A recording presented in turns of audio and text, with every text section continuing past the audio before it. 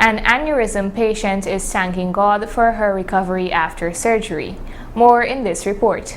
Anybody to give credit, I give credit to God. My husband has been my support from day one until now. I'm thankful to the Lord for my husband, and I'm thankful for what my God did for me. Look what the Lord has done for me. I always give my Lord thanks. I thank Him for life. And even to before I did my surgery, when I was to give the injection to knock me out, the doctor asked me if I was okay, I have anything to say. I said, allow me to pray. That was 43-year-old Parvati Austin, who is popularly known as Ravina, of Overwinning, Greater New Amsterdam.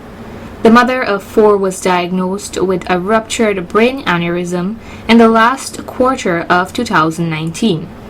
Though she was unaware of her condition during that time, she shared the tragic story that led to her diagnosis.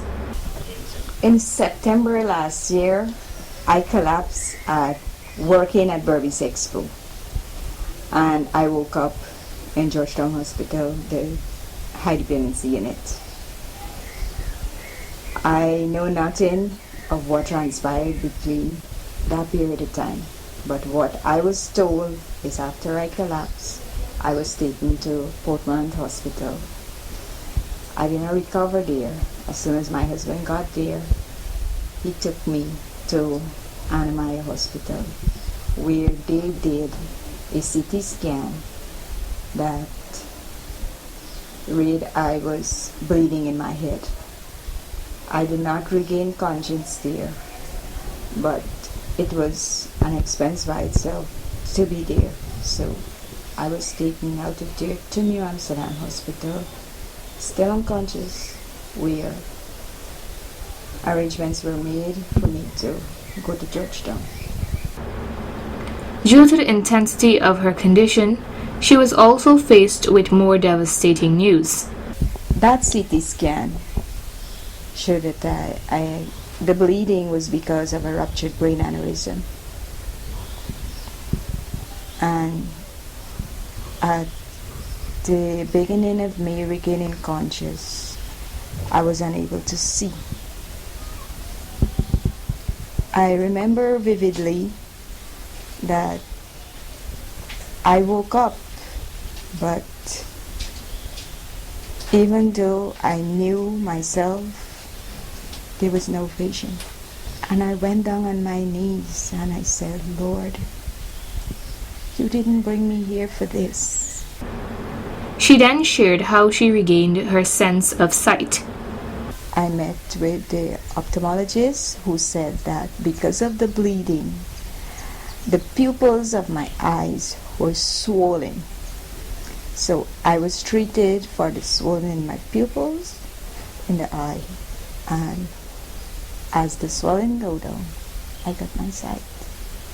In the latter part of January of 2020, Mrs. Austin was prepared for her surgery at the Caribbean Heart Institute in Georgetown at a tune of approximately $6.4 million.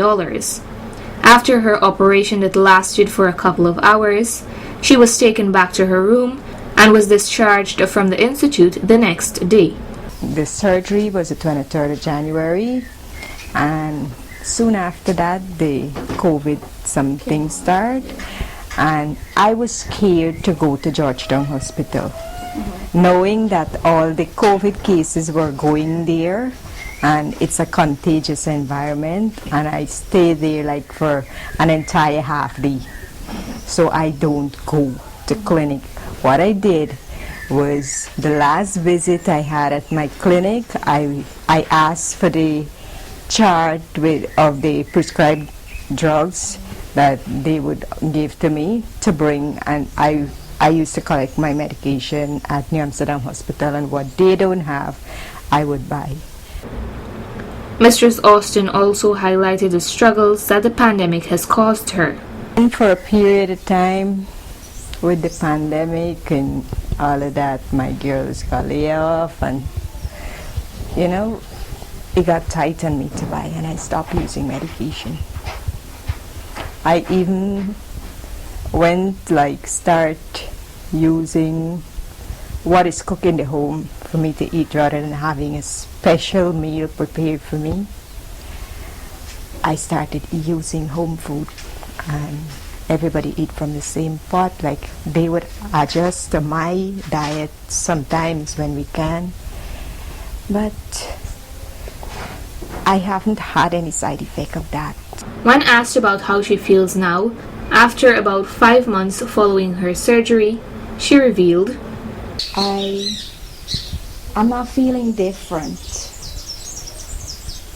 Like in body, strength and all of that, I feel no different.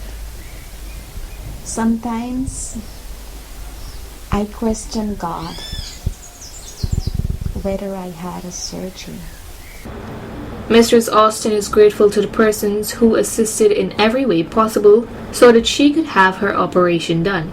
I'm really, really appreciative of what friends have done for me. Being there for me, and sure I'm okay, called to find out, a shoulder to lean on. Ruptured brain aneurysms are fatal. In about 50% of those cases who survived, about 66% suffer from some permanent neurological deficit. Mistress Austin is one of the other 50% that has survived the condition and has recovered from her operation. Narima Ali, Channel 8 News.